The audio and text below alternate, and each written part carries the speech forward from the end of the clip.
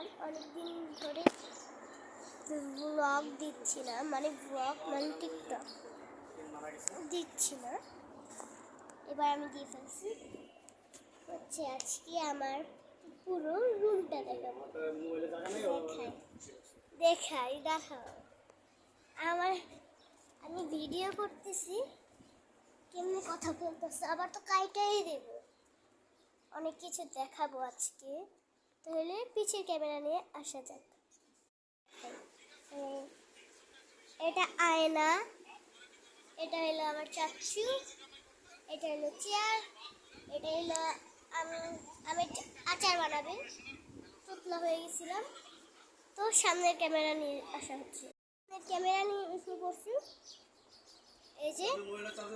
তাহলে এবার আজকের ভিডিও এই পর্যন্তই।